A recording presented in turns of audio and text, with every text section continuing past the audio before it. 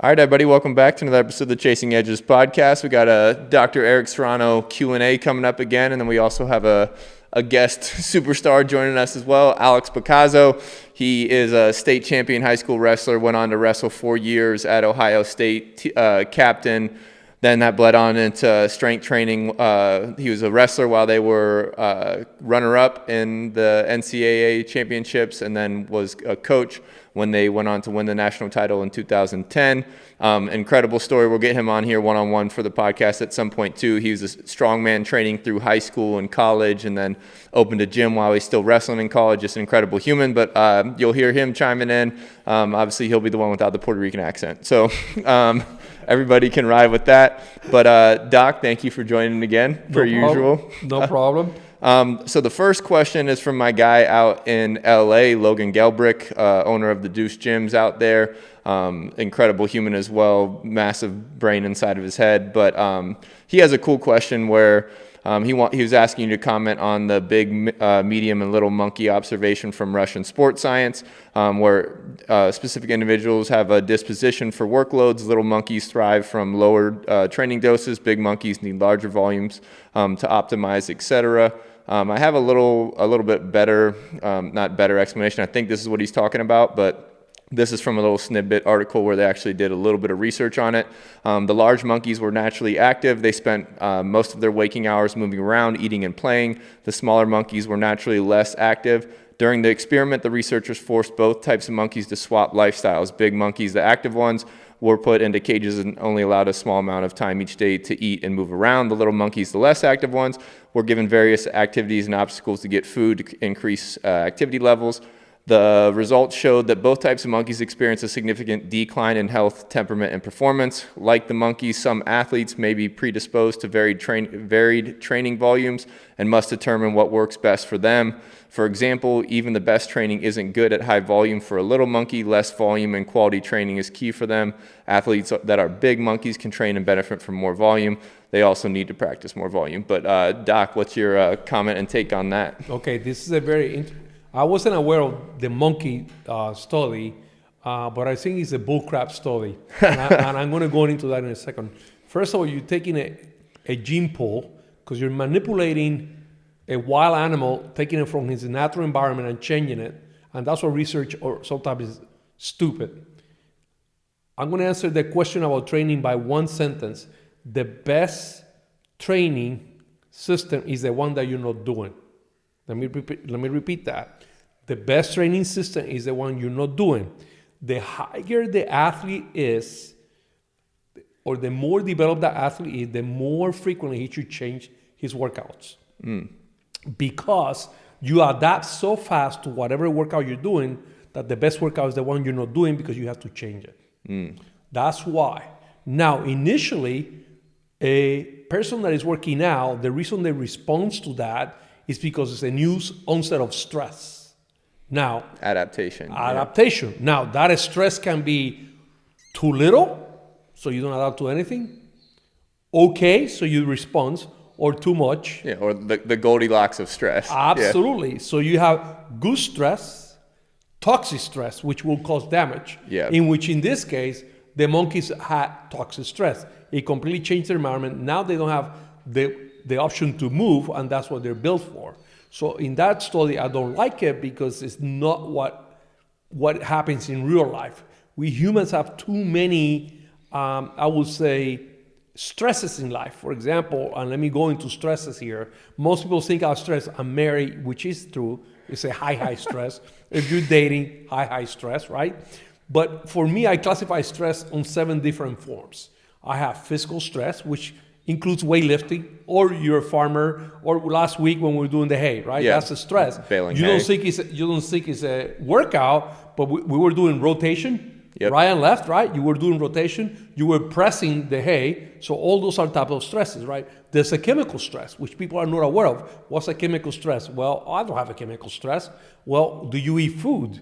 Yeah. That's chemicals, right? Now you have toxins, lead, mercury, air, all those things that will affect you that you don't think about it, that's a stress. Let me show you an example. Here we are. I went to Mexico with 2 athletes, right? 2 wrestlers. Same stress and everything, but they drank a different water. Now this Alice got what? Diarrhea.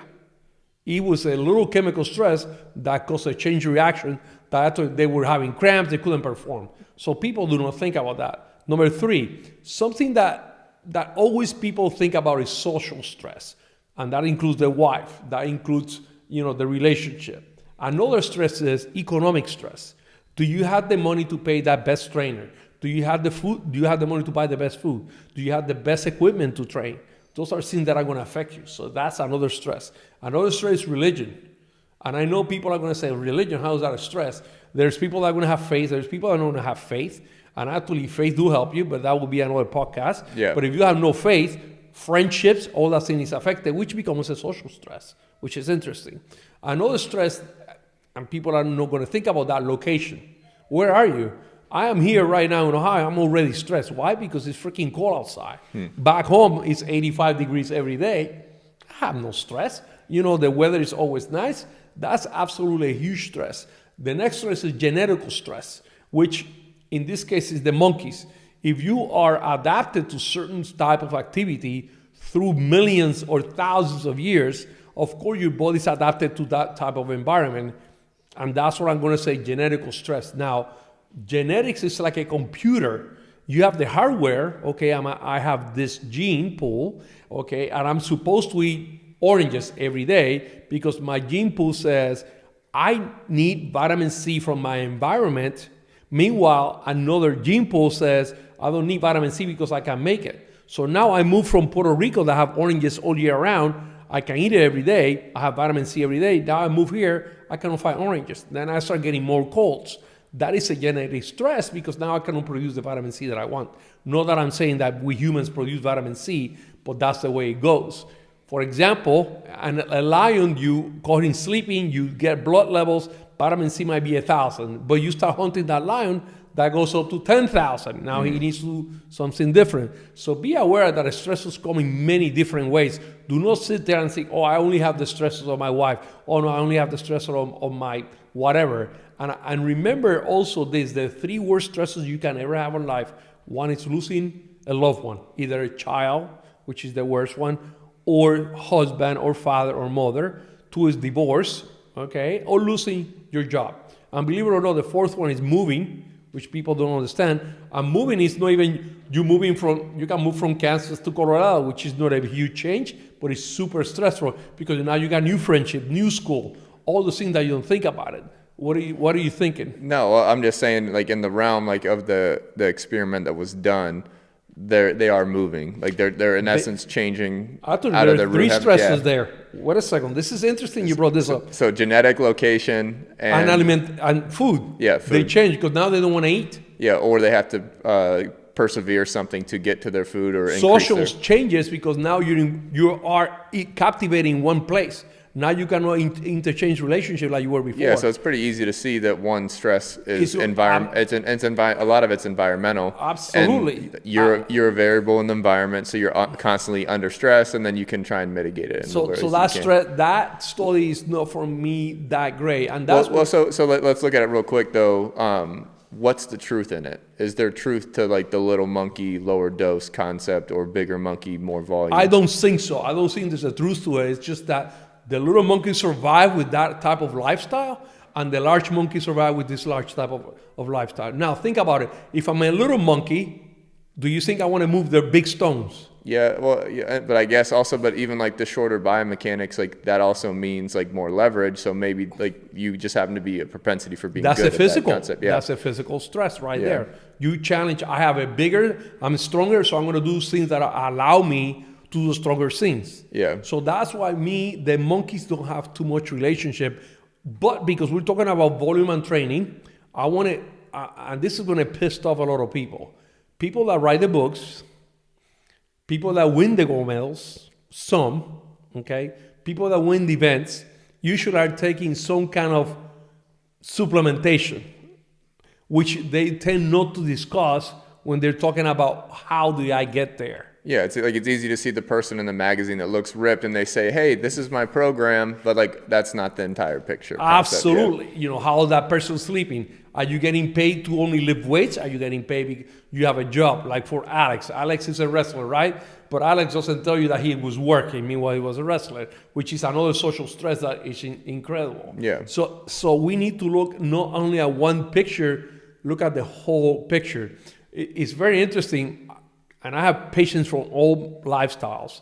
And I remember one of my patients was in jail for something he did, right? And my patient, of course, is innocent always. But he said he remembered painting a picture through the bars. Through the bars, right? He's painting this picture, okay, and he keeps it to himself. And he said the prisoner started making fun of him. And when he painted the picture, he was thinking that he was looking through the bars, that he was on the beach. So he was painting the beach picture. Yeah. Right? But the other guy that painted the bars locked on a freaking jail. Yeah. So he was, hey, I'm going out of here. I'm going to get out of here. I'm going to have a great life. Meanwhile, the other guy was thinking, I'm never getting out of here. So he painted an obscure picture, which is going to affect him negatively, which is going to create other issues. So here are two same people in the same situation. Same environment. Same environment, but looking with a different genetical perspective, which is crazy. Yeah, but the power of the mind to influence all these stressors, how tolerant are you, or how much can they may not even affect you because you've already thought your way around it. Like your social stress isn't building up in, we'll call it prison, because you're looking at it in a positive realm. You can imprison my body, but not my mind. So maybe they get degrees and all those kind of things. But absolutely. Well, kind of this question somewhat applies to the strongman world, Alex. If you got anything there as far as like the little monkey, big monkey concept, if not, no worries. But. Yeah, well, actually, I was thinking a lot of some of the OSU wrestling athletes that we were training. So one thing I'd say that Tom Ryan, the head coach at Ohio State, always did well was he looked at guys differently and realized that some guys had to train differently. And there were guys that were we actually thought they were lazy for a long time. It's like, this guy's always tired in practice. You know, even when we're just warming up, he's acting like it's just impossible. And you think like, hey, you're doing it with everyone else. You're just lazy or your mind's soft, that sort of thing. And then we started putting heart rate monitors on guys and sending them to, specialists to learn everything about them. Tom Ryan loves to collect data on people. And we realized, this guy, for whatever reason, when everyone else is jogging and warming up, his heart rate's as high as when everyone else is at their, peak of practice. And so we did start to learn that there are some guys, and that's probably mostly genetics, because he was going through the same workouts, and that's like, it can't be that he's that out of shape. Is he just that mentally weak to think that he's more tired than everyone? But it was actually how he physically, just hardwired genetics, whatever that is. And so we started realizing to some degree, you have to train people differently. And, maybe you could say, well, if you just keep pushing them harder or this or that, you'll help make up for those deficiencies. But then you have to worry about he's going to burn out faster than the other athletes. So you can't, if you're pushing some guys to an 8, but he's getting pushed to a 10, he's going to burn out. He's going to be tired. He's not going to recover as fast for the next workout. He's cutting weight. This guy's not cutting weight. So there are a lot of those variables that you always have to keep in mind when you're working with each athlete. Yeah, dude, Tom's a stud. Well, but that makes so much sense, and it's hard to do. I mean, you still have like how many guys on a wrestling roster? 25, 30, something like that. Like that's a lot of different variables. Sleep, obviously, like data helps. Like, and we talk about that a lot on the podcast, where it's like, okay, technology is monstrous right now. The velocity-based training, all the monitors, the sleep. The velocity, like then you have the Rapsodo in baseball for spin rate. You have all this technology, and it can be really good to start targeting the multivariable like environment that a weight room is, with each athlete being a multivariable as well. Like that program might not be for them. So like I think that's great coaching. Like the coaches that can take that information and adapt and actually improve each specific athlete's output, like why not?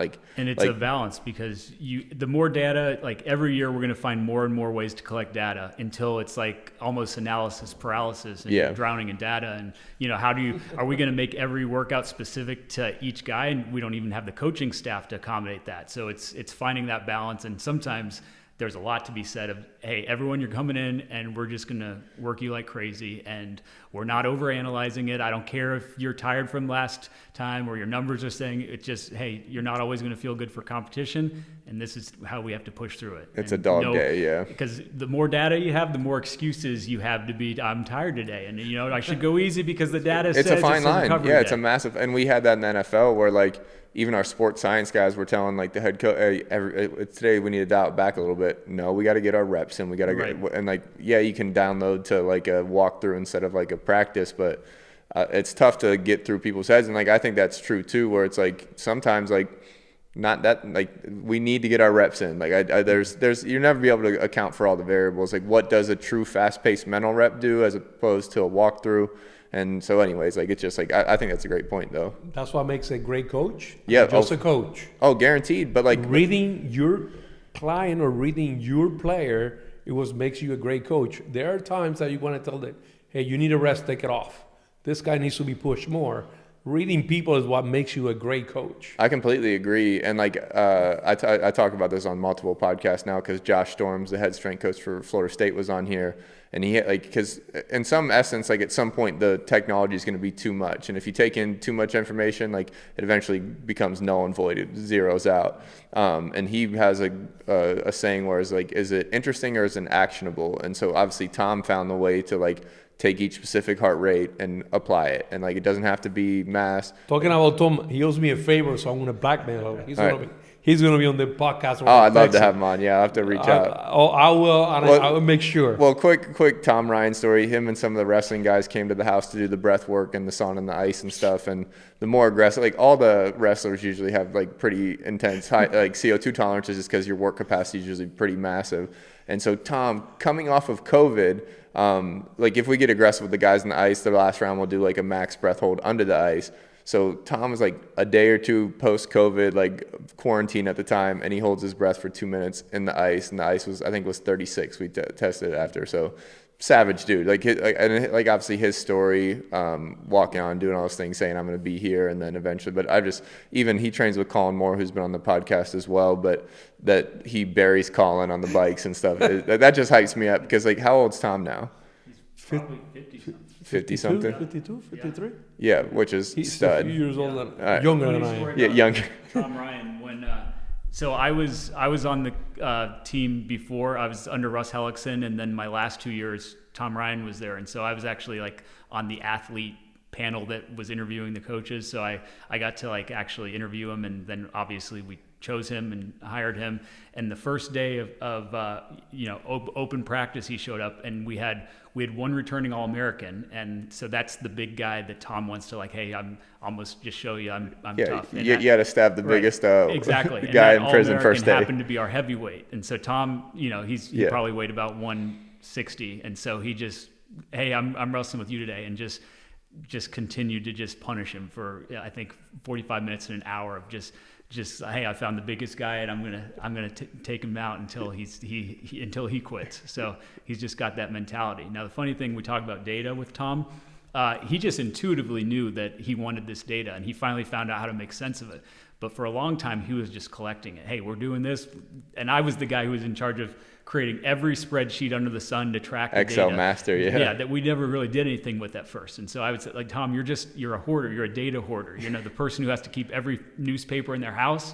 You don't know why you need it. You're never going to read it. That's what you are with data. And we just, Tom, just running his own experiments. Here's all this data that I have that we don't know what to do with. But finally we found out what to do with, and we're seeing results. Yeah, they're studs. They're studs. All right, we'll keep it pushing because we got a lot of questions. But so we have two questions in the how to fix plantar fasciitis, kind of heel pain, shin splints for guys. We'll start with the first question: how to fix plantar fasciitis, heel pain, shin splints for guys in the military, like that are always doing endurance stuff and always on their feet.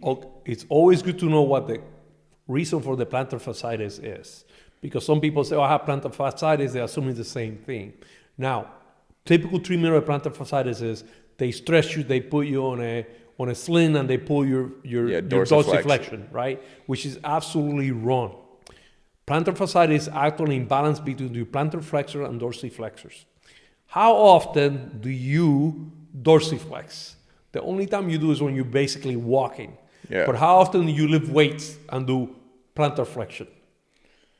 Very rare, like triple extension. All the time. No, all the time you're doing calf raises. Yeah. No, You plantar flexion, plantar flexion, plantar flexion. How often do you see lifting weights, dorsiflexion?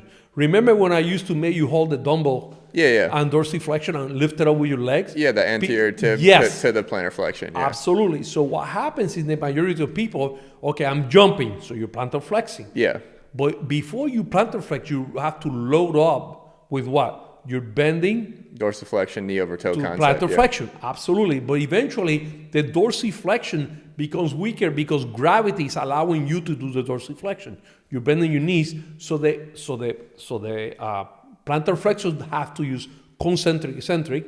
The dorsiflexion don't have to do almost non-concentric. So you should train much farther on the Absolutely, plantar you should actually balance flexion. it. You should balance the dorsiflexion versus the plantar flexion. So almost everybody that comes into my office with the plantar fasciitis, I make them work so hard those dorsiflexors that they say, "Hey, I have pain. I cannot walk when I'm laying down. As soon as I get up, I'm gonna have pain." As soon as I make the dorsiflexion, they get up and they're like, "Whoa, I don't have pain." So I want you to bear with me here for a second. So I'm plantar flexing, my dorsiflexion is weaker than my plantar flexion. So now I start slapping almost the floor. I don't notice that, but that's micro trauma to my plantar fascia because my dorsiflexors can fight the plantar flexion. I got you. Now you got it? Yeah. Now you can see it. Yeah. Now all I do in my office is I'm going to strengthen your dorsiflexion. Now when you walk, you're not smacking your fascia. Yeah, You're actually slowly, eccentrically loading your dorsiflexors. And now they're working, which prevents that microtrauma. So 99% of the plantar fasciitis, you start doing training with dorsiflexion. Now people do not know how to train dorsiflexion because I'm going to do dorsiflexion, so they sit there on the chair and they put their legs straight and they start doing dorsiflexion. With just the ankle off the table too, yeah. That's right. That is wrong. You have to dorsiflex with your legs straight. You need to dorsiflex with your legs bended. Because when you're going to jump, what do you do with your legs? Your knees. You bend them. That's gravity. You need to train the dorsiflexors to be able to do any eccentric loading that they can, even with knee bend or leg straight. Yeah.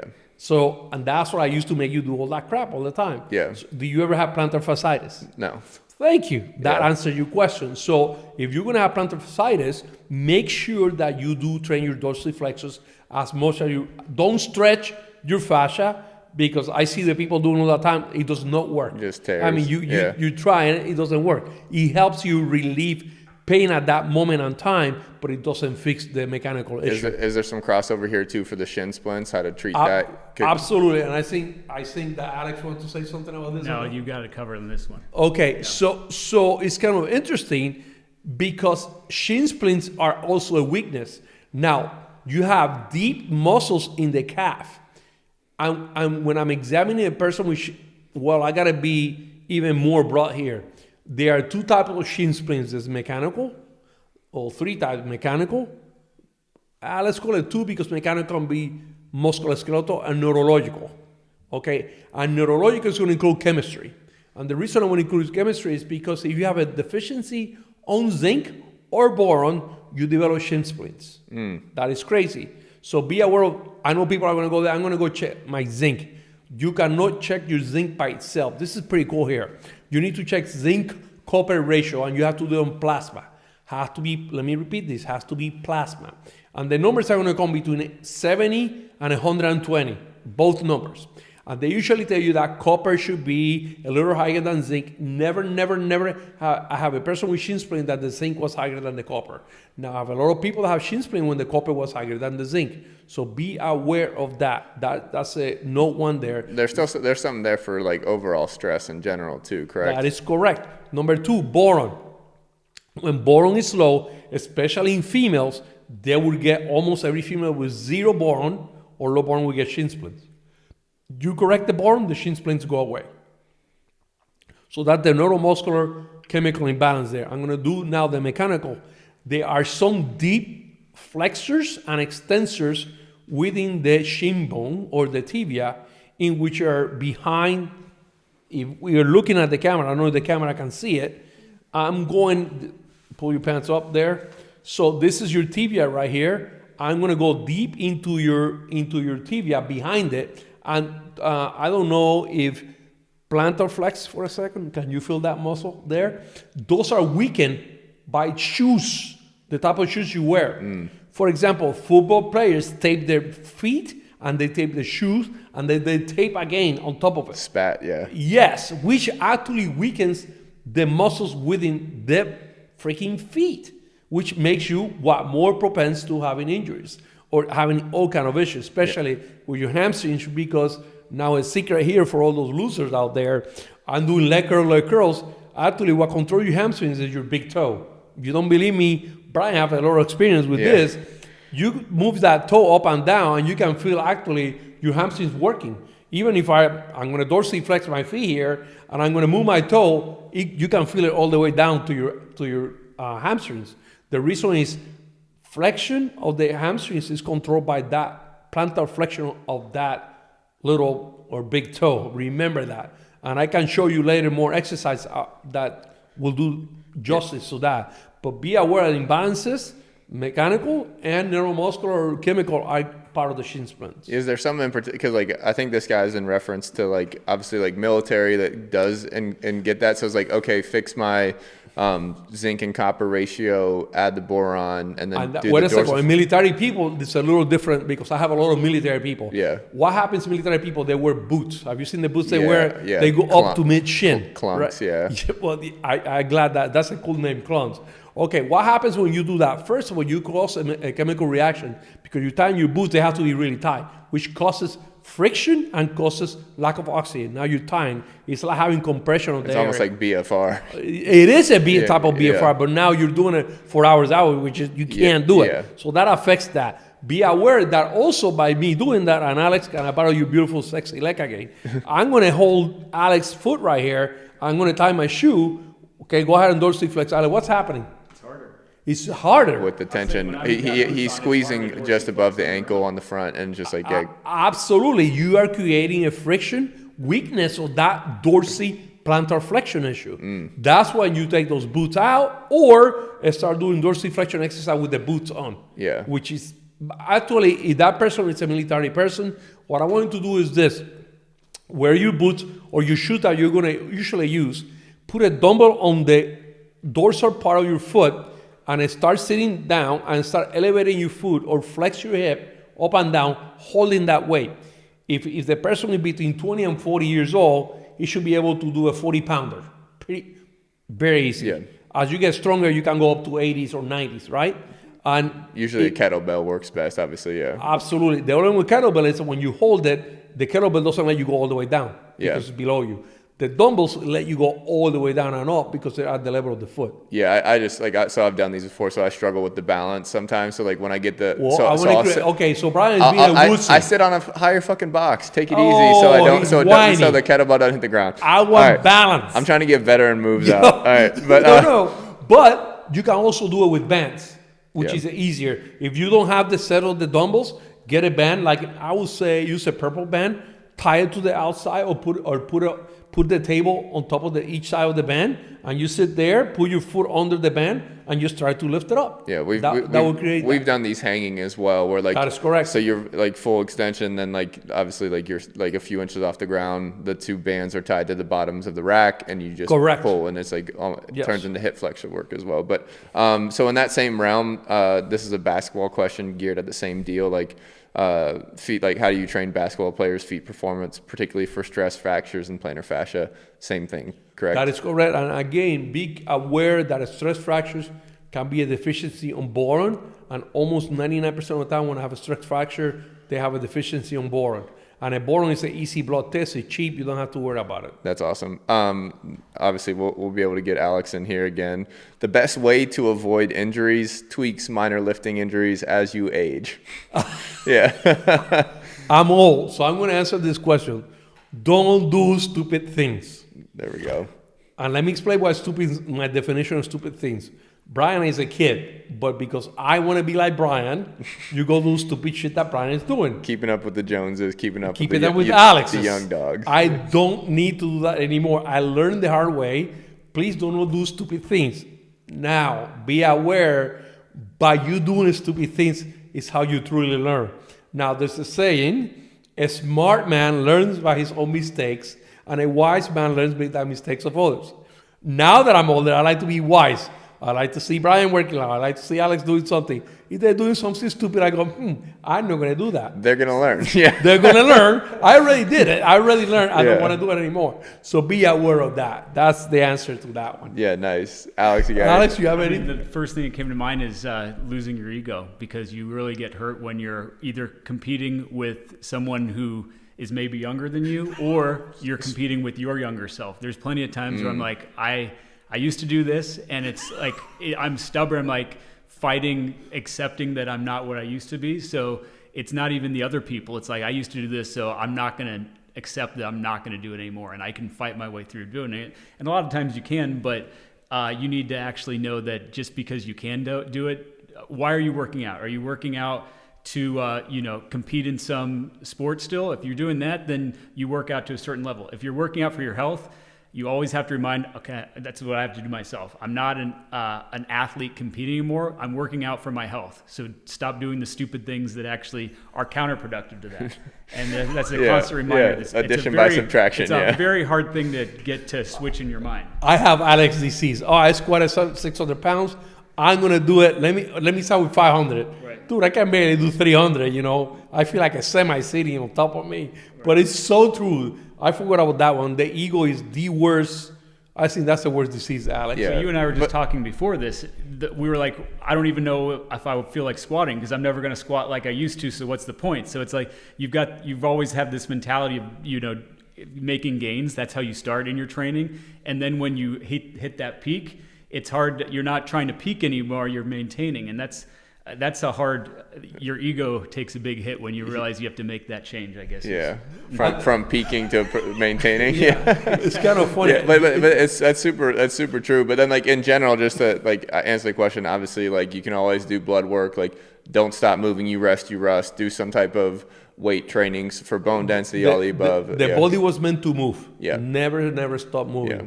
And if you spend more than 4 hours a day sitting down, your chances of you having an issue are going to happen. Let me remind of that number, 4 hours. That's the typical number.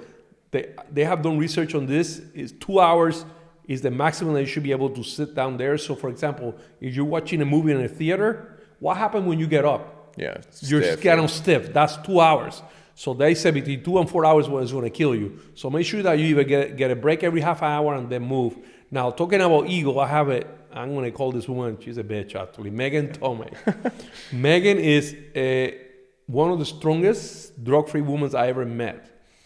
And Megan told me that she can do more 2-finger pull-ups than I can.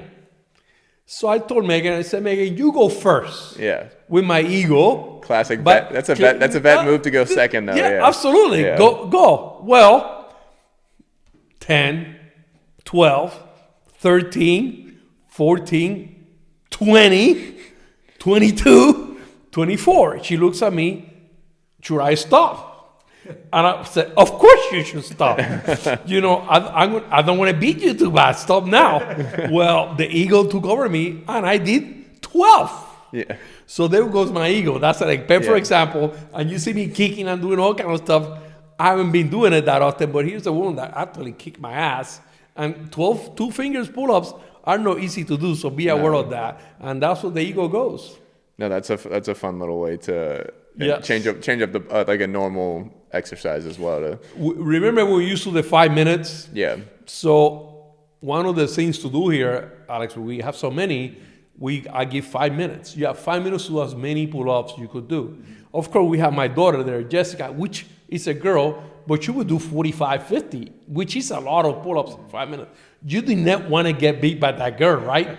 So, of course, I am the oldest, so I might go next, but I'm going to freaking crank thing. But the guy that went last always try, this guy did 50, let me know. Of course, I got to talk about Zach here, fat board, right? So Zach, he looks like he's playing soccer, meanwhile he's doing his pull-ups, kicking, but he said, I'm going to do 75. And I see, did you end up with the record, or was it? It was between me and Tay. And then I see he did 102. Yeah, I beat that later on in my career, but not in the basement. Not in the basement. I remember that because you told me. But those are ways to actually make you better. Have those group of people working out there together, learning from each other, let the ego go and have a good time and go for it.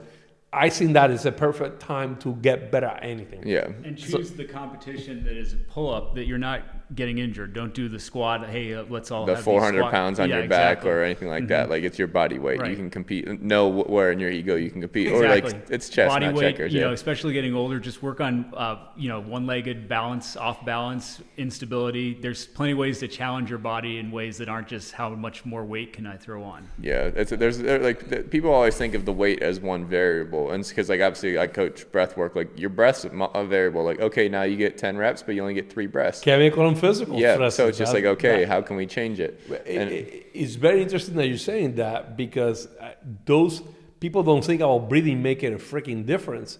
And I have people here that are squatting, they hold their breath, and they pass out. I've tried to catch those guys before. Yeah, but I don't want to talk about that right now. We talked about that on like the first podcast, dude. Yeah. So here's a guy that can squat a lot, but he's holding his breath because he wants to beat somebody and passes out. Breathing is a chemical stress which makes the body adapt to certain overloading. So be aware of those things, those little lessons. Yeah, no doubt. Then this one is pretty targeted.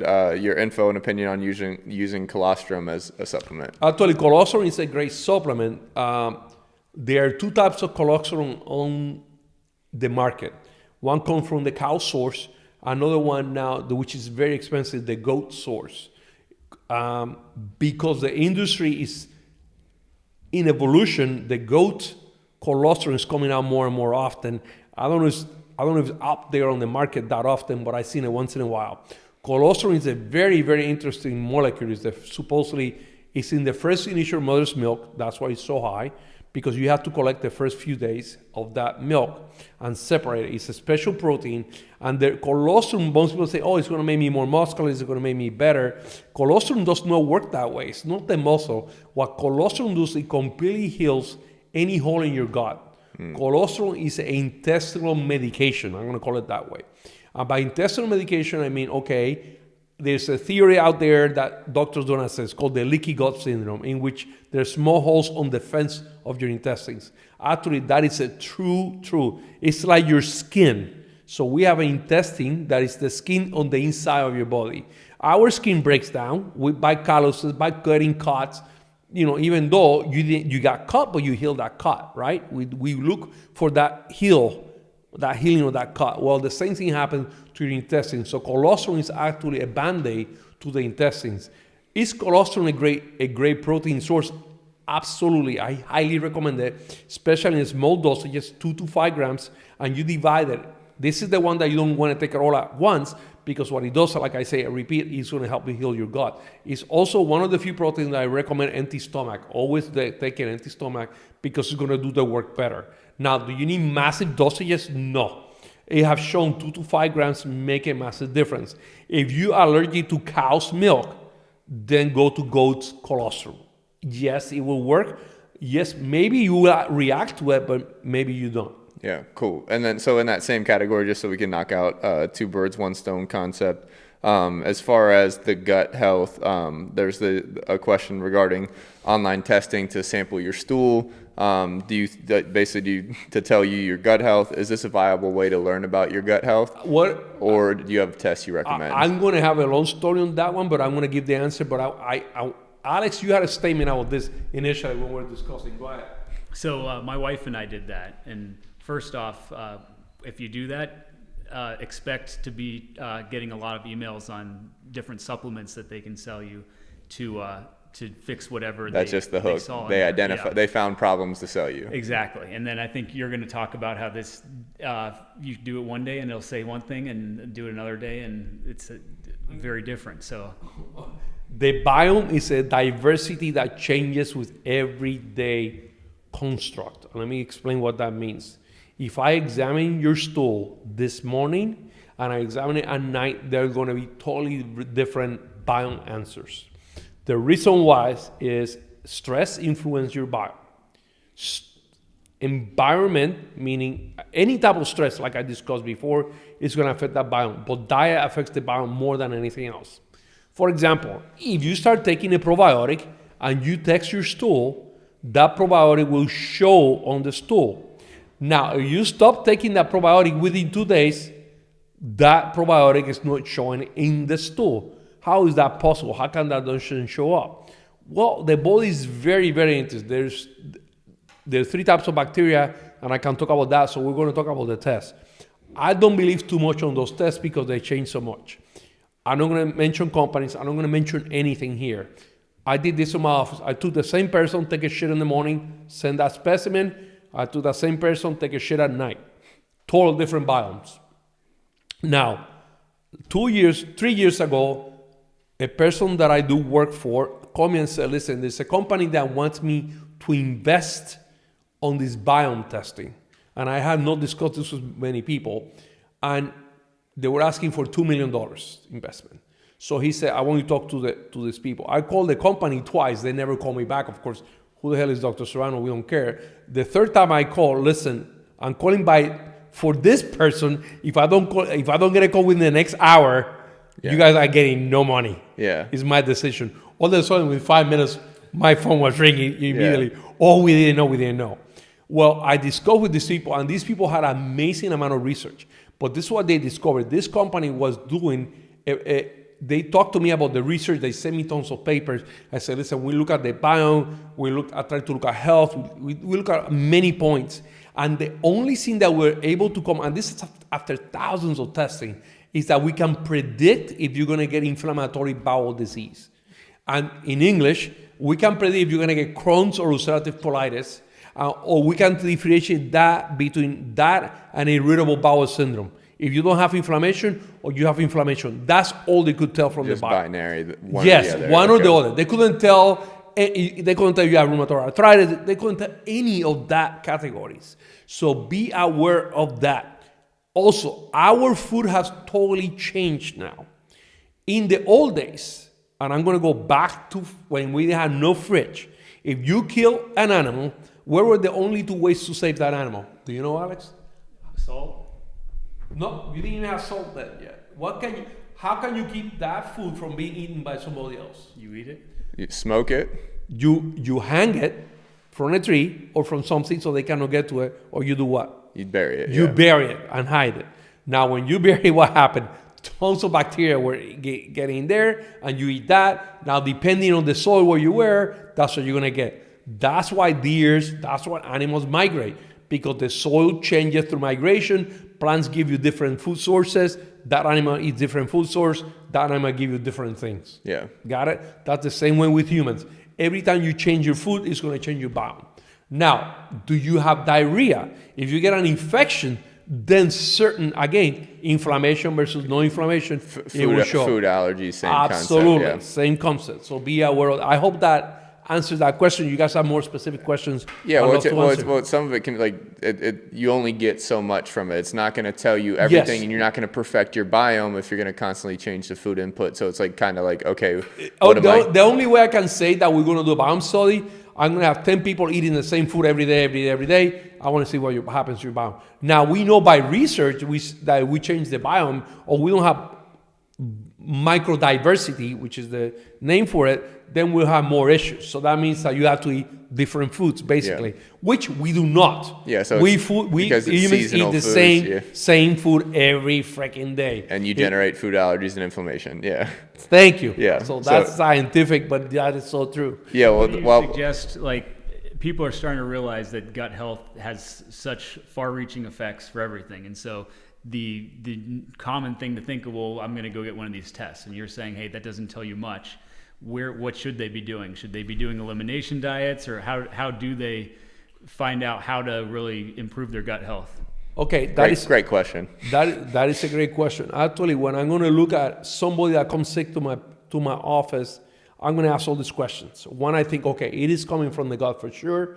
Then the first thing I got to remove all the foods that you're eating all the same time, because are you eating foods that are organically raised? Are you eating food that you're getting from the market? Are you getting the honey from the store, which might not be true honey? So the first thing that I do is remove. I want to remove what you're eating, because you're having symptoms. I got to remove it. By the way, the body has contact with the environment 3 ways. While you eat food, that's why 80% of all your immune system is on your gut, because the toxins, all the crap is coming through there. The other one is when you breathe, and that's what Brian fixes. Brian fixes your breathing, which makes a huge difference. By the way, the air is not clean. No. I'm gonna people. Oh, I do clean air. Well, I'm getting fresh air. Yeah. I don't know. Yes, you can go outside and be in the woods, which give you better air than when you live on the city. Yeah, and the other one is through your skin, which also Brian likes to deal with it with the water. Water touches your skin. So those are the three biggest ways that you have contact with your environment. The food is the most important in the sense that's why the immune system is so concentrated on that area, to the point that it has more immune system than your brain. That's how important it is. So be aware that food changes your biome every time you change it. Now, to answer your question, Alex, if you come and you're sick, I'm gonna go through a history of what you're eating. And my first job is say, okay, I don't know what's giving you that inflammation or that symptom right now. I'm going to remove what you mostly eat. Right. Usually people eat three types of food: wheat, oats, dairy, or some kind of plant, soybean or bull crap corn like that. Or something. Yeah. Yes. So I'm going to eliminate those most commonly foods. I'm going to eat foods that you haven't been eating. Right. Okay. Now, of course, you have diabetes. Then I'm going to eliminate starches. I got to look at those things. That's the first.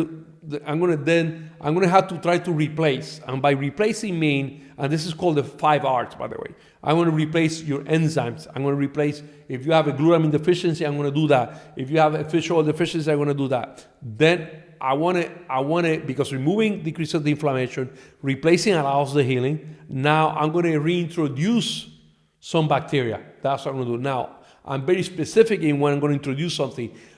I can either use a microdiversity, a probiotic that has a lot of bacteria on it because I want to have a lot, or I'm going to use spores, which, by the way, there's HSO, health soil organisms.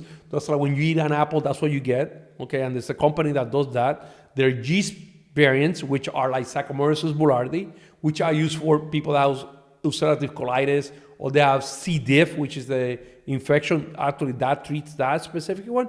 And then I use the normal one, the microdiversity, the one you can get from the capsules all the time. Depending on the situation, that's what I'm going to decide what I'm going to reintroduce. Then I recheck that person. What we did work. Yep. It didn't work. You see, that's how I do it. Yes, so that's how I build your gut. That's awesome. I mean, but it makes sense, and it's not like in essence, it's not rocket surgery to fix it. No, but it does take time. It does take trial and error. Like there's no perfect. There's no pill. There's not like this crazy pill. I had a very interesting case, Alex. I had a woman in my office that I changed her diet. I did everything, and she's still having pain. So now I have my 4 R's. I went through all of them. I rechecked this person. I still having symptoms. What was interesting, I never sat down with her and asked her, at what time are you having your pain? Which it became very specific. This is very, very cool case that people don't think about it. During the days of work, her husband, she would travel. Never has one single pain. Oh, she didn't tell me this, right? Until I started asking questions. When are your pains happening? In the weekends, every time she ate, she got pain. Guess what? She didn't want to be with her husband. She did not want that. I couldn't fix it. When I asked all these questions, you know what? My pain starts Friday afternoon, but by Monday morning it's gone. It's funny how your stress shows up. When the variant was, and she came out and said, I was forced to get married because she was Indian-based culture, and I don't want to be there. Yeah. Which eventually getting divorced completely relieved the pain. But people wouldn't think of that as like a stomach issue. You yes. know? Yeah. So it's just like be aware of those things. So ask questions and think of everything as like ask questions. Yeah. That's the key. Nothing happens in isolation in the body. Yeah. Yes. This is a fun one. Ways to maximize testosterone in the winter months. Obviously minimal sun, and this guy's coming from Oregon. Well, the first thing is testosterone is made out of cholesterol. Yep. So you live in Oregon, so you might not eat fat, but I'm kidding there. Yeah. I would say testosterone comes from cholesterol. 50% of your hormones are made out of cholesterol. Be aware, testosterone, cholesterol, cortisol, all those are made out of cholesterol. We nailed that on one of the previous Q&As. Yes, so I want you to be aware. So if you don't eat fat, you're going to have low testosterone levels. A very, very, very high protein diet with no fats lowers cholesterol levels and lowers testosterone levels. So the first thing I would tell you, actually make sure that you're eating fats, increase the fats intakes. Don't not only increase, do Do not increase polyunsaturated fats because they do not increase testosterone, but increase monounsaturated fats. That will increase your testosterone. Another thing is a very interesting supplement. Actually, I don't sell supplements here. It's something called beta-edixterone. And the reason I'm mentioning this specific one is I have a Russian friend that sent me some interesting research. Now, there's a lot of beta-edixterone supplements out there in the market. And I'm giving this name because this you can get tested and you won't test positive. And I don't want to give anything that is not legal here. What's the word? Beta, B-E-T-A. Beta, okay. Edixterone. All right. E-D-Y-C-S-T-E-R-O-N-N. Okay, cool. Okay? And that is, it comes from a plant and it has shown to actually increase testosterone levels. How does it do it? The scientific word is still out there. We don't know exactly how does it do it. How was it found? By accident in animals. Now, it makes you stronger. It makes a difference. Another way to increase testosterone levels is using boron and zinc. It has shown that increases. And one thing that we do not, or most people don't understand, okay, my testosterone levels are low. I am eating fats. I'm eating everything that I need to make testosterone, but I'm still not making it. Which one, and I'm going to put you on the spot here, Brian, what is the number one vitamin necessary to make testosterone? D. Alex. I don't know. Oh, hold on. I'm gonna trust it. Go ahead. Why would vitamin D not increase the function? Vitamin D actually helps you. If your vitamin D levels are low, yes, you might have low testosterone levels, but that is really to sunlight because you're outside. We've talked about this before. Yes, What is, actually niacin. Niacin is so never gonna get important. Yes, most people would never know that. Yeah. Niacin is absolutely necessary in the pathway to make from cholesterol to testosterone or even cortisol. Is the most important vitamin. And what happens when people take niacin, they get flushed, so they don't want to take it. Niacin lowers cholesterol, which is not true, lowers triglycerides. So niacin is absolutely necessary. Now, what is a good dose? And this is what's important. If you take 500 milligrams of niacin, you're going to burn. You're going to feel smoke coming out of your ears. Yeah, you feel the red But if you pair it with beta-alanine, it's awesome. Yeah. I did that. Do not do that. I don't recommend that. Now, if you're really having issues, take an aspirin with it, and that will prevent it. But niacin start with 250 milligrams. You do that for 7 days.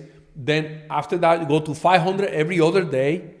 That will prevent the flush. Eventually, I want you at 2,000 milligrams a day. That would make a humongous difference, not only on your testosterone levels, but if you have hepatic liver, non-fatty liver disease, or non-alcoholic fatty liver disease, that will actually almost help you resolve that problem. Yeah, sorry, little technical difficulty. I think that's all on there. Like froze, it said something about feedback to the mic. But besides the point, I think that's all on there. If you want to rehash your last point. So niacin is very important. It's a treatment for the most common liver disease right now, which is non-alcoholic fatty liver disease. But you need to get to 2,000 milligrams. And like I was explaining is you need to start with 250, go up to 500 every other day. You might get a little flush, but not much. And then once you can do 500 every day, then you go to 750. Eventually, you go to 2,000 milligrams to make a difference. Do not use the extended release because that has shown to cause liver issues. Okay, so be aware of that. And it works amazing. Yeah, that alongside that, so like as far as like the D3 and the K2 throughout, because he's talking to some extent about like the seasonal depression concept with the lower testosterone, like upkeep that to help maintain, because D has some influence on testosterone. Well, sleep also have an influence. Yeah, massive. So if you don't sleep, you don't get testosterone. You have to sleep. That's why most men, I'm gonna say most men at a certain age get up with a heroin, right? At my age, you might get one Monday, my Friday, okay? It's a coin flip. It's not the 10th anymore, right? Yeah. But to spend time on the sun, people will have usually higher levels during the summer times, during the winter times. Yeah. Yeah, and then so some other things along that line just to help kind of mitigate. There's a bunch of information coming out on it too, but some of it can be based off of feel, where as well as like you can try and mitigate or try and mimic summer as much as possible in your physiology. So that's like light on your eyes when you wake up, set your circadian rhythm, which obviously helps with your sleep. Actually, you brought something that I truly forgot. We did experiment with red light. I don't make any money selling. Well, we've done like on my own blood work too. I understand, but I want to tell people there. Are you familiar with the electrolytes, Alex? Okay, so we took patients in my office that have low levels of testosterone. They did not want to take any hormone. They want to do as most natural as they can do. So we started, and I measured vitamin D. We measured vitamin D, testosterone, DHEA, cortisol levels, and a few other things. Every single patient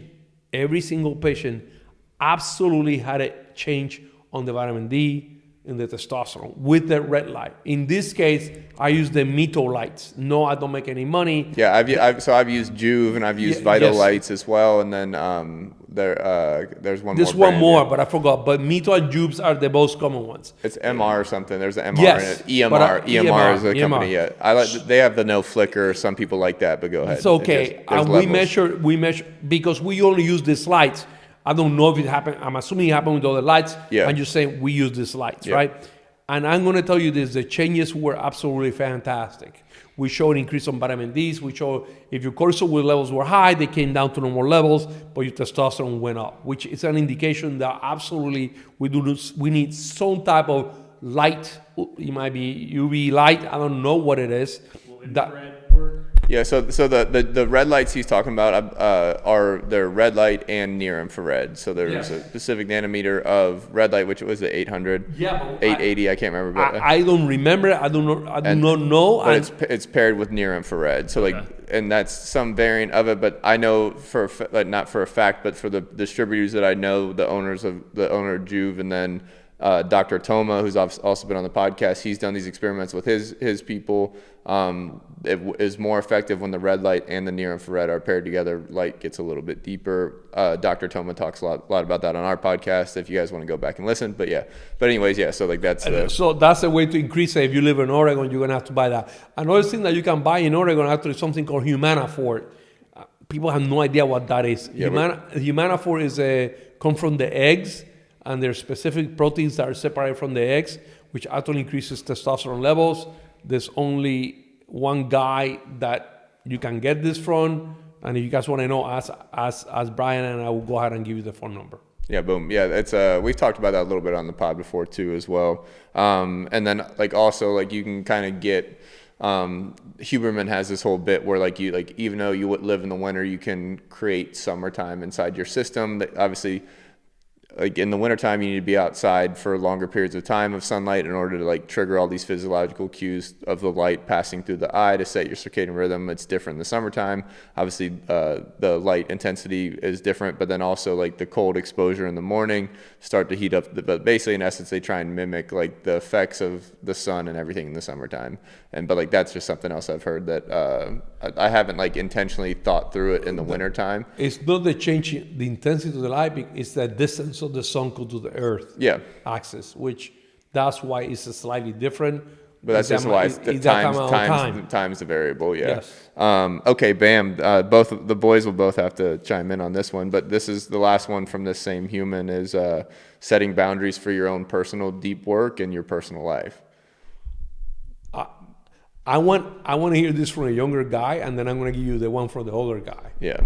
So when we talk about personal deep work, give me the definition of I guess as far I'm assuming that because they're separate questions, it's setting boundaries for deep work and in personal life. So for deep work, we'll call it career or hobby, where deep work is intentional. As far as unmitigated focused, it is again enough time to think through, allow creativity, that level of deep work where it's intense focus for longer bouts of time. Is assuming what he's referring to. I don't And then personal life, just boundaries and. Yeah, I'm guessing. Yeah, as far as that, I'm just trying to translate the question. I think that one thing is trying to just hopefully find yourself, whether it's a career or a pursuit that you're enjoying, so that deep work is fulfilling, and you don't need to go and I'm not a golfer, but for example, I've got friends who need to go golfing all weekend, and I'm enthralled in the projects I'm working on with work and other things and family, that I don't need this other big time drain that pulls me away. I try to get things that will mesh all your goals together. A lot of that's finding the right spouse or significant other that can share those. So it's not like, hey, I'm going to do my thing and you just got to pick up the slack while I'm doing it. When you're working on together common goals, that's sometimes easier said than done. But the more you can set your life up where you're not having to find hey, I need time for deep work. I need time. Yeah, exactly. So it all kind of meshes together. I'll be the first one to say, and my wife and my friends would probably be actually the first ones to say. I'd be the second one to say that I'm not very good at setting boundaries, and I'm either all in or all out. But I think if you were to talk to a lot of people who are excelling in something they're doing, that's what they're doing. There's an unhealthy balance to be that level of success. I'm very impressed with the people who have the healthy balance of everything and a unnatural level of success in a certain thing. And so I'm sure it's possible, but I think if you're just chasing that, you're probably going to have to skew to one side of the spectrum, being kind of average in some things and being okay with that, or you're going to be pushing the envelope and some things are going to suffer, and then it's deciding what suffers. One thing that came to mind when you're talking about testosterone and sleep, I asked myself, most nights around 10 or 11 when I've worked the whole day, spent time with the kids, okay, what's more important? Is it a workout or is it sleep? Because both are important, but when you got to choose between the two and you're left do I go to sleep now or work out? That's always something you got to try to decide. And, I want to hear from you. Do I need to be working out or sleeping? Well, but before Doc answers, I just want, because I really like because a lot of people, I think, I don't want to say miss this concept, but it's almost incredibly simple, where it's it's not even the walls and the boundaries that you need right now. Your foundation's off, where you chose a profession where whether the work looks like play or the work is fulfilling, where it's okay and it feels awesome to obsess and go all in, and that's a separator in and of itself. But before you even start to choose or your profession, or if you're already in there, you can always change that concept. But find something that fills that need or that niche or the want. So I always tell people, find something that go live a life you want to live, and then figure out how to make money. Right. And then usually most of these are already professions where understand that concept. And I think one thing that was really surprising to me is I grew up thinking I got to find that. And I was an athlete, and I was wrestling. I started a gym while I was in college, and I started that gym thinking now I'm majoring in business and I'm doing the dream. I'm going to start a gym, and that's what most athletes would want to do. And I realized I like the business aspect of that more than I like the training athletes part. Now I still stayed on and coached at Ohio State for 8 years and enjoyed that aspect of it. But while I was doing that, I was doing side businesses, and finally one, which was real estate, pulled me away completely from it. And it didn't pull me away just because there's an opportunity to make money, but I found that I was actually really passionate, and I'm doing a lot of multifamily affordable housing projects now, and I'm not working out as much as I'd like to, and I'm not tying my identity to that as much anymore. But it's still where I found a way to be passionate about something else. So if you just say oh, I'm passionate about this today, and that's what I have to do it as a career, you might struggle to find, there's only so many coaching jobs and that sort of stuff. But you'll find that I took my wrestling mentality and being willing to be uncomfortable and keep pushing through things and just, spend my whole day, whether it be sore or starving or dehydrated or whatever. I gained a really high level of tolerance for discomfort, which now I can go the whole day in very uncomfortable, business situations, walking through, environments where the building's collapsing and, everyone's stressed out. I'm like, hey, we're going to find a way to figure it out. And I enjoy that stress and figuring out a solution. And so don't just think that, hey, this is what I'm passionate about now, so this is what I have to do. You're going to find ways to apply your passion to other things that you might even be surprised you would have been applying it to. Yeah, because even transitioning from sport, it's really your easy next step is to get into coaching. Not easy, but because a lot of people it does make sense. It's the most logical one. Yeah, and but that's not going to be the step in 5 years potentially. Or if you fall in love with them, that's your work play concept. Boom. But yeah, right. I like that take a lot. I found that the athletes who, there's so many athletes who are just amazing at what they do, and they can compete harder and work harder and do all these things than anyone else. But the ones who succeed are not necessarily the ones who can do that the best, but that can take that same mindset and transition it to something else in life.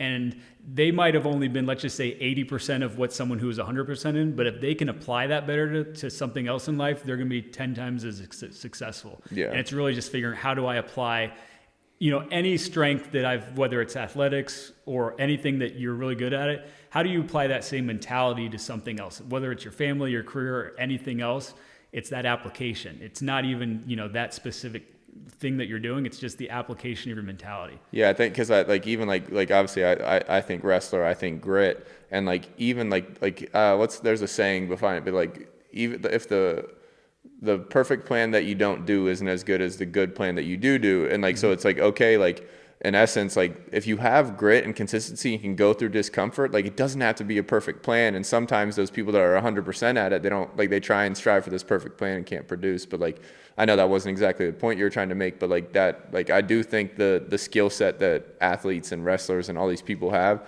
applies tenfold to a million different opportunities. But you have to figure out so for you, like getting into real estate, like part of the discomfort is learning and growing and understand the ways to compete in the market and how to win a deal and how to fix a rehab or a multifamily home and things like that. And like that's competitive, it's massively fulfilling for you as well. So it's like I like that transition mindset, because it does, like, you're not losing your identity as a wrestler, you're using your identity as a wrestler and applying all these incredible traits that made you a high performer continue to high perform. Right. Yeah. And there's a lot of people listening who maybe never reached their top athletic achievement goals, and I'm one of them. I didn't reach the goals I set forth, but keeping in mind that the skill set that you gained along the way, it might not have been enough, or circumstances might have kept you from reaching that athletic goal, but that's a skill set that you can basically apply to everything in life, including your relationships. That, again, the people who figure out how to just apply that somewhere else are the ones who are really successful. Doc, sorry, we got No, I like that answer. Actually, I'm going to summarize. I think what Alex said. I have two rules for that. One is, what are your values? Do not compromise your values for anybody, because if you start compromising values, then you're going to change who you are and what you are. So I have a set of values that I have dictated on my life, and I'm going to change those. Now, there's people that are going to try to change it. Absolutely. Maybe if I learned that my value was not the best value at that moment in time, maybe, but that's going to take a long time. Number two is, what's your purpose? And that's what Alex was describing. What is my purpose on life? His purpose when he was in Ohio State was to be the #1 wrestler in the nation at this weight. That purpose changed once later when you met your wife, when you met Lacey, right? But I think that he's asking, what are my rules basically on life? I have a pie of life on my heart, I guess. And that pie is divided in 4 pieces: God, family, health, and economics. Because I think that's the 4 quadrants in our life. It doesn't matter. If you want to eat, you have, which is part of the health. So, okay, this pie has God on top and family on top, because those are the 2 most important things, because God set my values, right? Now, I'm not perfect, of course, because I'm a sinner like everybody else, but I have that set of values that God implanted on me. Now, my family, which I created with my wife, have to share those same values that I have, so we can actually stick together and have the right thing. Now, I have friends or children, like are part of my blood, like Brian Peters. Alex, I know since he was a kid. So those kids have made a difference in my life. Not that I taught them things, but they taught me things. I saw the passion. I remember skinny ass Brian Peters. I want to be a football player, NFL football player, right? And I was thinking, this kid is a skinny ass, ain't going nowhere but his drive. Alex, when I met Alex, he always wanted to lower his damn weight. Remember that, Alex? I wanted because I can win that way. It's funny because every time he lost weight, what happened, Alex? Lost a lot of strength and energy. He lost a lot of strength. And I said, maybe you want it. But Alex knew what he wanted. That was his purpose. This is my goal, which he never deviated with. Now, my other 2 sets of those wheels are my health, which include nutrition and exercise. And that's why it's important that you always have to have nutrition there, but also you have to have movement. And then the next one is economics. the generation that we are creating right now, which I hope it changes, has a belief that being in a computer or on a phone, you can make all the money you need, which might be true. Now they're called influencers, right? Yeah. Which I met a lot of influencers. Sometimes these people don't know shit, right? They can sit in front of the computer and say whatever. Yeah, I threw up a quote the other day. It's actually from Shaquille O'Neal, but he said, if a nobody can influence a somebody, nobody wins. Yes, Yeah. I love that quote. Yeah. I'm going to write that because that is so There's a lot of that true. going on, and then and there's the concept of there's a really cool book called The Death of Expertise as well, where it's it starts to we are dying. Yeah. Expertise is dying. Now the experts are the people on the internet. They're the loudest.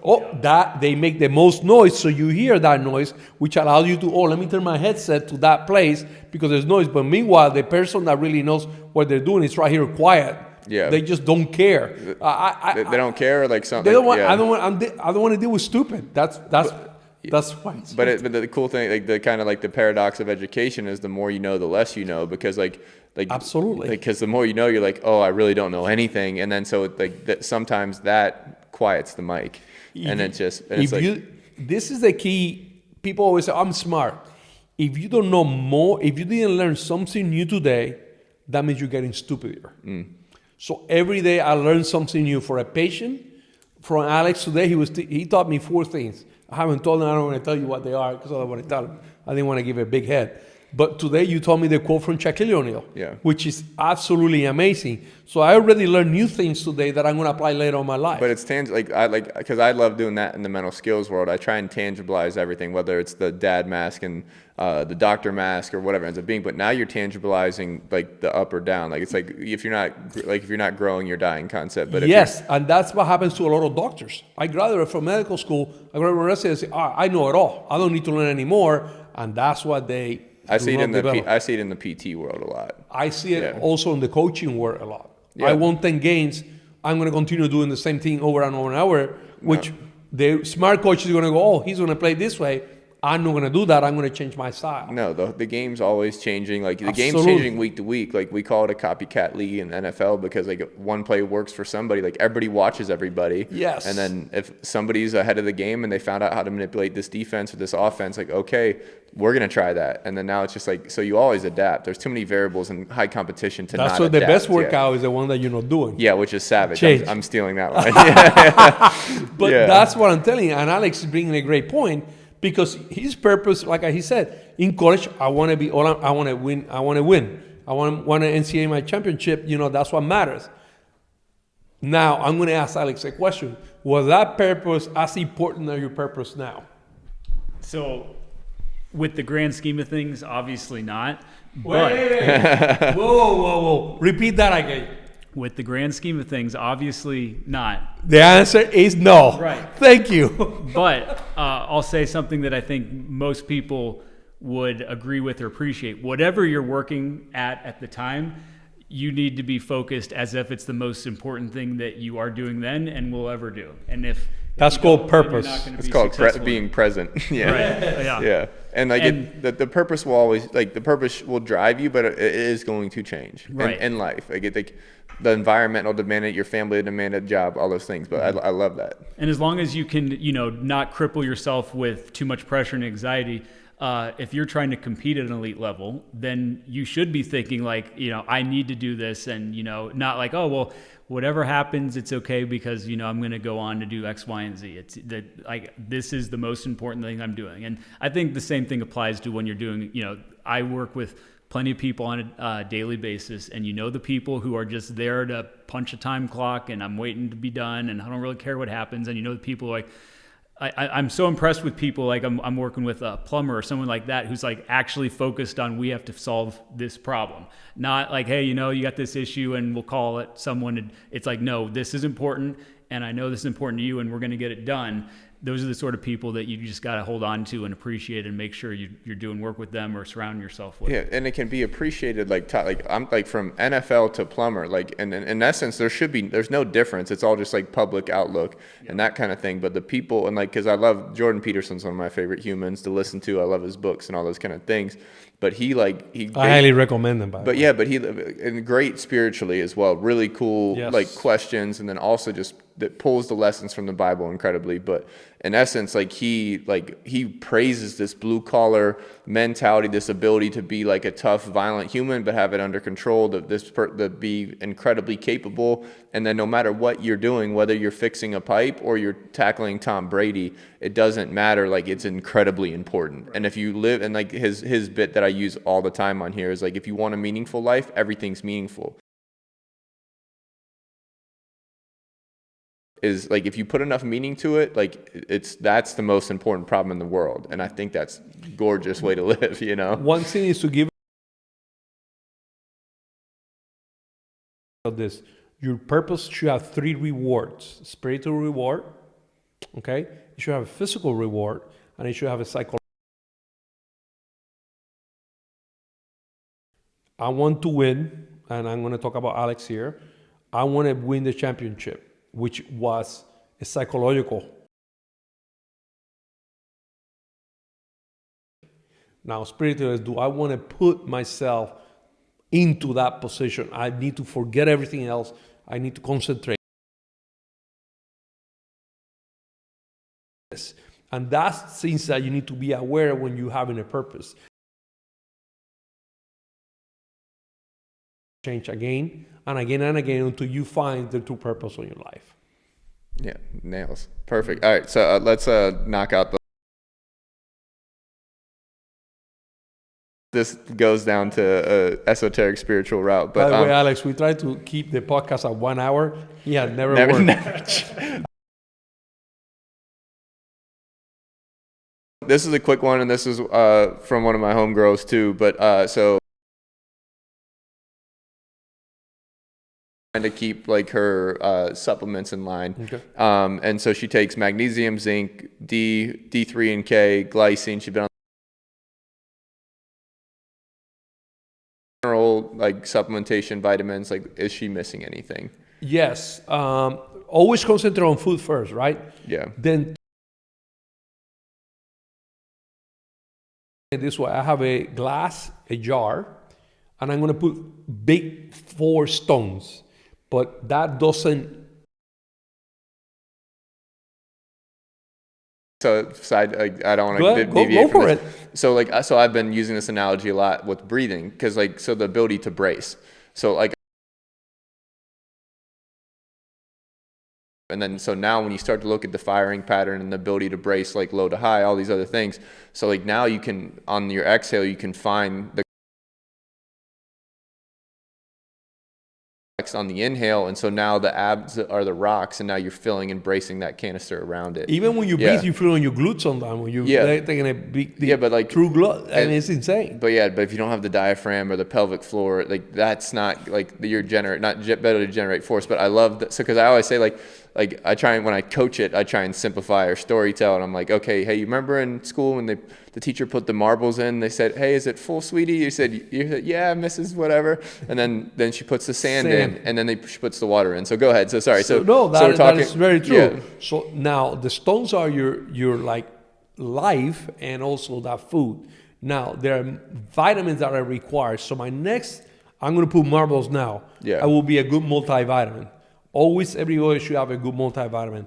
I'm gonna be a salesman here. I'm gonna recommend the ones that I created.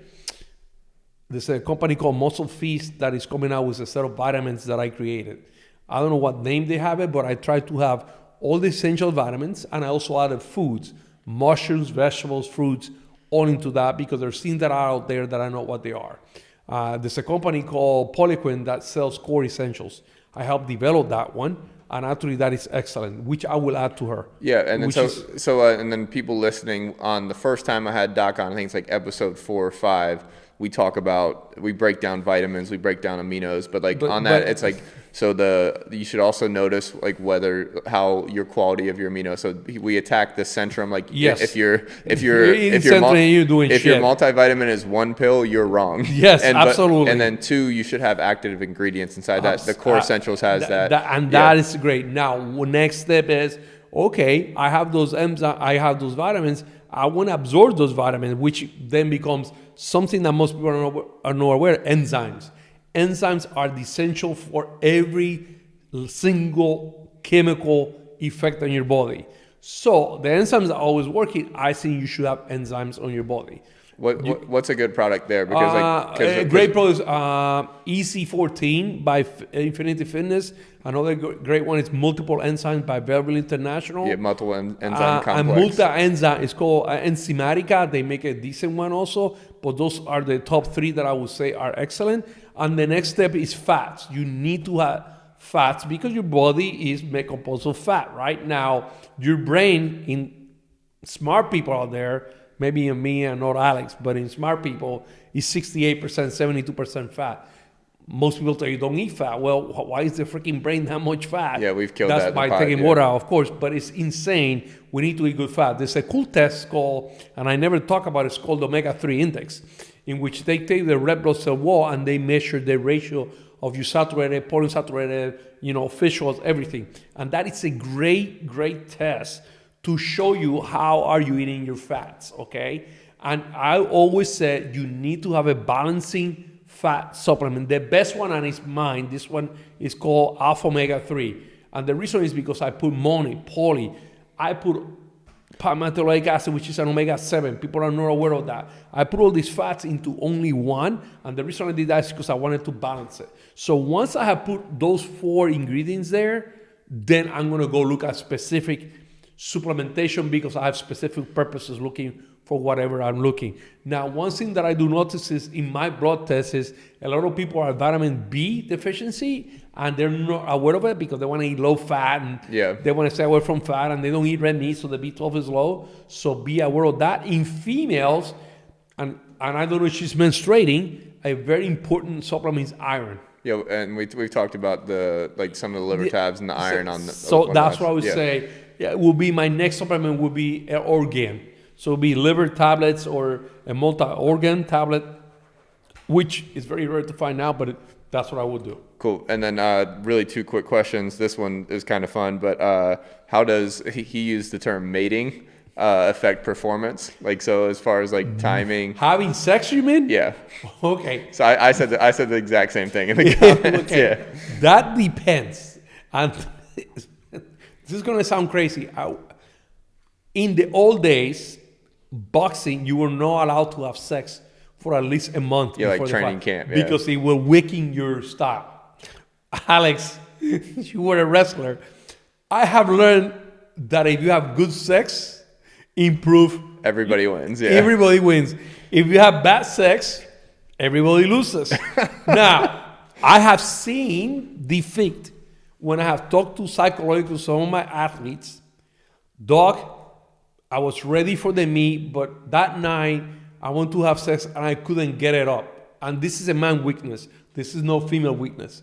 And all I can think about, I couldn't get it up. What kind of man is my testosterone? They start thinking and they get defeated. Yeah, your identities and that. Before you even get there. Yeah. It's crazy. Performance anxiety concept. Performance anxiety, which happens on bed, can transfer to. It's already a problem in sport anyways. Absolutely. So now No, if you have great sex, it will not. If you're Puerto Rican, don't worry about it. You're great. But what I'm saying is, great sex, great performance.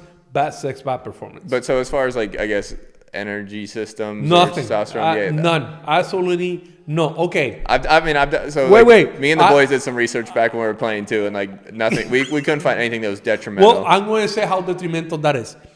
The sperm is the only cell on your body that uses fructose or fruit sugar as a source of energy. So you might have a depletion of carbohydrate due to the sperm release. Now, if you're an old fart like me that had a vasectomy, you're not releasing any sperm and not losing any fructose. Okay. So don't worry about it. But no, in reality, no. So maybe some of your glycogen stores. Okay, all right. And then last one, this is very dialed question. Obviously, he's reached out to both of us in some capacity, but so he's dealing with ITP, which I also have, idiothrombocytopenia, unexplained low blood platelets, and lupus. How do you stabilize counts if N plates and chemo have not worked? So, okay, ITPs, this is different. Yeah, this is a very complex question. This is the type of disease, actually. Now, quote unquote, Brian, and I want to be free here. Brian allows me. I'll sign off a HIPAA waiver. Okay. You're good. Yeah. So Brian had very, very low platelets, which almost prevented him from playing football because they didn't want to let him play football.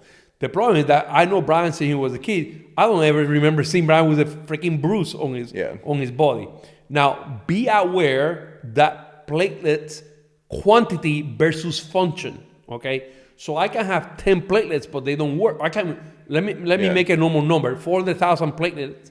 But if they have lower function, it doesn't have many platelets you have. Yeah. Now I can have low platelets with normal function, and those platelets will protect me against everything. Yeah. Or against bleeding, bruising, etc. Yeah, which was my case. Yeah. Yes, so that's your case.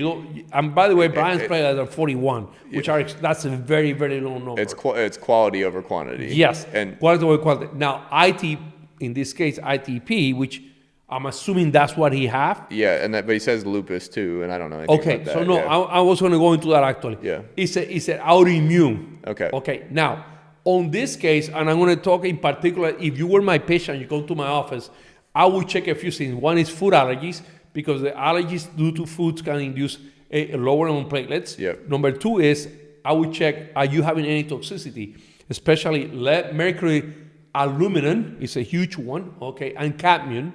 Okay, I will check those 4 things to see if you have any toxins affecting. Do you have any B vitamin deficiency? Also, are you taking any antidepressants? Because the antidepressants also affect function of those platelets. Now, my next question to you is, what have they had? I'm assuming you have lupus, because it's asking this specific question, which, by the way, in my office, lupus, first thing I would do is a food allergy test. Number 2 is a vitamin D level. The reason the vitamin D is the general of your immune system. The vitamin A is the captain of your immune system. Right now, what are your vitamin D levels? Is it affecting my immune system? So if your vitamin D levels are low, I will correct those. Now, if you're bruising, if you're bleeding, or any of those things, that you have to look for function, and you also have to look for quantity now. Now, believe it or not, platelet serotonin levels is one of the best tests you can do. If your serotonin levels are low, then that means you need to increase your serotonin levels. And there's 2 ways to do that. One is using 5-HTP with B6, or using tryptophan, and that will increase your serotonin levels for better functionality. Bam, stud. And I guess I did skip one, but this applies to both of your guys' knowledge background as well. I guess, what is your, I can't read my own handwriting, preferred training strategy? Is it phase type training, conjugate, or a mix? I mean, I've always liked a mix, because you got to run the gamut on everything. And like we said before, the best workout is the one you're not doing. So yeah, boom. Same. I like all of them. Agree. Yeah. Because I'm going to use conjugate one time, I'm going to mix one time, the best one is the one you're not doing. So boom. We already answered it. If you come in and doing benching, I don't want to do benching. I'm going to make you squat. All right. Got it? Yeah, you both were studs. Alex, thank you for joining us, man. I thoroughly enjoyed the responses. No, thanks, guys. Yeah. All right, boys.